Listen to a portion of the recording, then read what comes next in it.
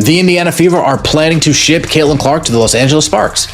I expect UCLA coach Corey Close to be the head coach of the Los Angeles Sparks. Corey Close, after that championship game that she won with the UCLA Bruins, she's been very adamant. She's been very upfront. Yeah, all this transfer portal stuff, I'm not really sure if I want to deal with. Let's start with a disclaimer because this story demands one. What you are about to hear is a mixture of confirmed incidents, credible observations, and full-blown internet speculation. We are going to sort through all of it: the bench footage, the team meeting, the social media posts, the Lowe's Angels angle, and the broader league conversation that has been simmering underneath all of it. We are going to be honest about what is real, what is rumor, and what is simply people filling in blanks with their own imagination. Because in 2026, those three things often get collapsed into one narrative, and this story deserves more care than that. So, let's go. The Indiana Fever are not off to the best start to the 2026 WNBA season. That is the backdrop. And when a high-expectation team underperforms, the cameras find the cracks. A few weeks ago, a video clip went viral. In it, Caitlin Clark, the most talked-about player in women's basketball, possibly in all of basketball, was seated on the bench with an unmistakable look on her face. Not frustration exactly, something quieter and more concentrated than frustration. Call it fire. Call it barely contained competitive intensity looking for somewhere to go. Head coach Stephanie White walked over. Words were exchanged. Raven Johnson was directed to take Clark's spot on the bench. Clark gave a small shake of her head. So that's nothing new, but I just think everyone expects us to leave off of where we were last year. And yes, we have some of the same players as last year, but we also have so many new players that are playing huge minutes for us. And I think it just takes a second to, get rhythm and chemistry and trust each other. I think this is very normal team things, but we have to do it sooner than later. It's everyone's a little frustrated with how we're playing because we all know we're better than it.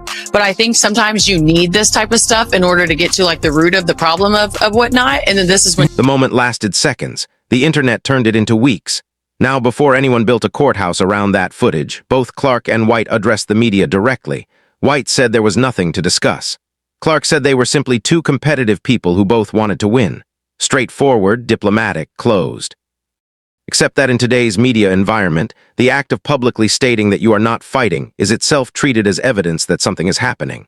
It's a paradox that anyone who has ever been involved in a public dispute knows all too well. The denial becomes part of the story. Sophie Cunningham, to her credit, gave the most honest account available. Steph and Cece are two very competitive people who just want to win. And sometimes you bump heads. But it was all out of good intent of wanting the same thing. And at the end of the day, we were not playing good. I'm not condoning her actions. I think there's room to grow in how you respond to things, but she would say the same thing, and her and Steph are fine. And that's their relationship. And, later that night or the next morning, they hugged it out and they talked about it. When you are in high competitive situations, pretty much 4 days out of the week, stuff is going to happen. But like I said, our stuff is just under a microscope, and everything you do, everything you say is going to be a highlight reel for somebody. And I think media loves to create division where there's not always division. On a podcast, she confirmed that the team held what she described as a lengthy meeting following back-to-back losses. She didn't dramatize it. She said that Stephanie White and Caitlin Clark are both extremely competitive, that they clashed, but that both of them want exactly the same thing: to win. She said they hugged it out. She said their relationship was fine. But she also said something worth sitting with. She said there is room for both of them to grow in how they respond in high-pressure moments. That is not a glowing character witness. That is a teammate being honest. Under a microscope that intense, where every in-game incident sparks speculation about the health of Clark's relationship with the organization. That would mean so much to me. Mychal Thompson comes out and says, "I'm hearing from a reliable source, the Fever don't want Caitlin no more. Sparks, go get her now." And unless he comes out and says he's trolling, I'm taking this as face value. I'm taking this as serious. I'm not taking this as clickbait at all. I do believe he has reliable sources. I do believe he has sources within the WNBA. I do believe he has sources within the Los Angeles Sparks.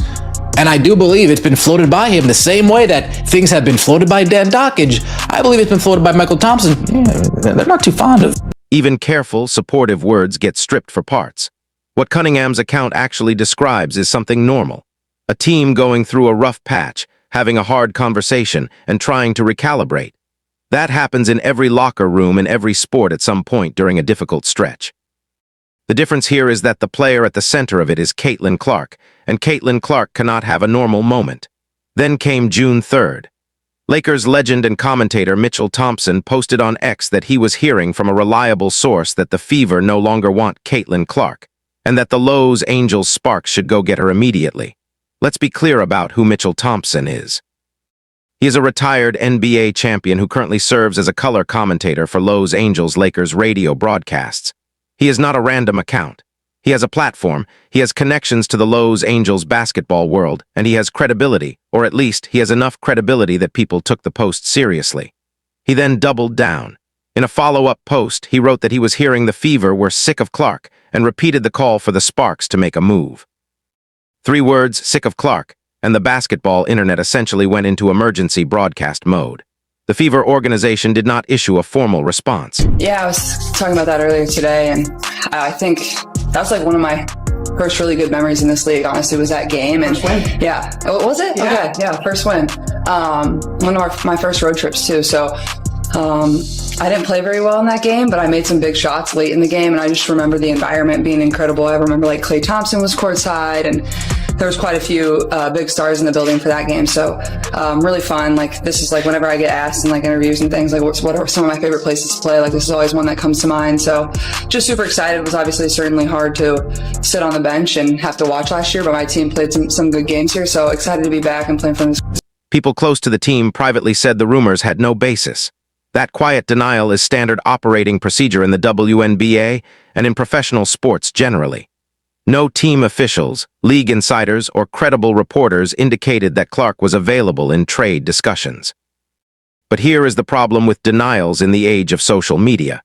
By the time the denial comes, the question has already been asked 100,000 times, and the seed is already planted in the minds of anyone who saw the original post. Shortly after Thompson's posts began circulating, veteran sports commentator Jason Whitlock entered the conversation. Whitlock posted on X that the Indiana Fever are planning to ship Caitlin Clark to the Los Angeles Sparks, and that he expected UCLA women's basketball coach Corey Close to become the new head coach of the Sparks. The Sparks already have a head coach in Lynn Roberts, who has been on the job since 2025. So that particular element of Whitlock's claim remains entirely unsubstantiated. Whitlock has made it clear over the years that he has limited relationships within the WNBA infrastructure, which led many observers to question whether he has any actual sourcing for this claim whatsoever. And yet the claim spread, because it had a destination. It had a specific team, a specific coach, a specific narrative arc. The internet does not reward nuance, it rewards specificity. And Whitlock gave people a fully formed story to react to. Fan reactions ranged widely. Some called it franchise suicide. I think there's some smoke over here. Now, I'm not necessarily saying a trade is going to get done, but I don't think the Indiana Fever are as fond of Caitlin Clark as that front office would like us to believe. You have Lynn Dunn also going out of her way, reposting things that Carolyn Peck has said before. And Carolyn Peck, we know how Carolyn Peck feels about Caitlin Clark. We know exactly how Carolyn Peck feels about Caitlin Clark. Carolyn Peck talking about the standard. Stephanie White yesterday talking about the standard. Lynn Dunn comes back today. The standard. It's going to be a very, very interesting situation to monitor. And will Adam Silver and Kathy Engelbert behind the scenes say, no, we got to get her to Los Angeles. Same way we had to get Luka to LA, we got to get Cece to LA and bring back, and start up pointed to Clark's Showtime. words that she is a Midwest girl and that Indiana was always the right fit for her, as evidence that she is not going anywhere until her contract expires. And more than a few people essentially said, I was almost taking this seriously until I saw who posted it. That skepticism is warranted, but skepticism does not make the conversation go away. What the Fever actually look like right now here is the part that gives the speculation its oxygen, even if it does not give it its substance. Indiana reached the WNBA semifinals last season and nearly made a run to the finals. The Fever have 3 All-Stars and a championship-caliber head coach in Stephanie White. Expectations entering 2026 were enormous. And while the season is young, Indiana currently sits at 5-4, seventh in the WNBA standings. That is not a disaster, but it is also not what anyone expected from a team that was supposed to take the next step. Clark has struggled to find her shooting touch lately, connecting on less than 40% of her field goals and less than 40% of her three-point attempts over her last 4 outings. For a player of her caliber, that is a noticeable dip. She is still posting 19.8 points, 4.4 rebounds, and 8.1 assists per game on the season, numbers that any franchise in the league would take. But the combination of shooting struggles, the bench incident, the team meeting, and the losing stretch has created the conditions for exactly this kind of speculation to take hold. None of it individually suggests a trade is coming. Collectively, it is the kind of story that writes itself during a rough patch. Now here is where the narrative gets more interesting, not because the trade is real, but because of how well Los Angeles works as a story destination. The Los Angeles Sparks have had a rough few years, but the franchise underwent a significant shift when the ownership group that controls the Los Angeles Dodgers and recently acquired the Los Angeles Lakers brought their financial infrastructure and brand-building resources into the Sparks organization. Crypto.com Arena. Dodger money. Laker prestige. The building blocks of something real are theoretically in place. Add to that the fact that Caitlin Clark's former Iowa teammate Kate Martin signed with Los Angeles earlier this season, a player Clark has trusted throughout her entire basketball career. Cameron Brink is developing into a legitimate two-way big. The roster is young and building. And Southern California, as a market, is undeniably different from Indianapolis in terms of media reach, brand visibility, and global appeal. None of that means a trade is coming, but it makes the story satisfying to imagine, which is why it keeps gaining traction online. Los Angeles as a destination makes narrative sense even if it makes no contractual or organizational sense at the moment. The source material also floated the idea of a private meeting between Clark and Sparks personnel during the Fever's May road trip to Los Angeles, which Clark described publicly as a positive experience, mentioning the crowd and the memories associated with the building. There is no verified reporting to support a covert organizational meeting, and we are not going to treat speculation as fact. What is real is that Clark went to Los Angeles, put up 24 points and 9 assists in an 87-78 Fever win, and spoke warmly to the media about playing in that arena. That is the factual records. Let's step back and look at what this conversation is really about, because it goes beyond Caitlin Clark and beyond the Indiana Fever. The WNBA is in the middle of a genuine expansion moment. Viewership is up. Attendance is up. New franchises are coming. And the question of where the league's biggest stars are located and what markets they are reaching is not an idle one. Indianapolis is a passionate sports city with a devoted Fever fan base. But it is a different kind of media platform than Los Angeles or New York. That is not an insult. It is just geography and market size. The idea that league commissioners or ownership groups would prefer to see a transformative talent in a larger market is not outlandish. It is simply how professional sports leagues have always functioned at the highest level. Stars end up in large markets more often than probability alone would suggest. That is not conspiracy. That is the gravitational pull of money and attention. But there is a significant difference between the league creating favorable conditions for certain outcomes and the league actively orchestrating a trade against the will of a franchise. The former happens quietly, passively, structurally. The latter would be unprecedented and almost certainly contrary to collective bargaining frameworks. So when people suggest that Adam Silver or Kathy Engelbert would quietly engineer a Clark to LA trade, that framing goes well beyond available evidence. It makes for compelling content. It does not make for responsible analysis. Let's land the plane cleanly. What we know, Caitlin Clark and Stephanie White had a visible on-bench incident that went viral, followed by a lengthy team meeting after a blowout loss. What we know, Mychal Thompson posted on social media that a reliable source told him the Fever no longer want Clark, and he specifically named the Sparks. What we know, Jason Whitlock followed with his own post claiming the Fever are planning to trade Clark to Los Angeles, adding an unverified claim about a coaching change.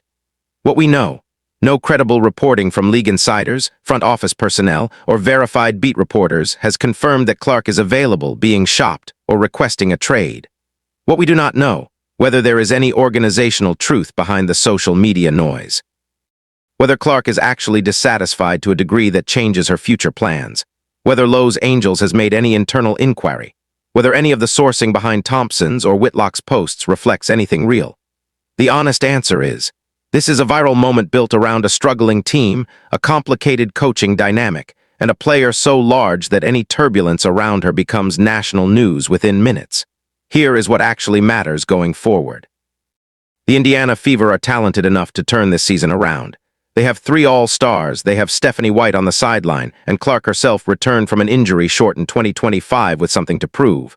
Teams go through hard stretches. Teams have difficult conversations.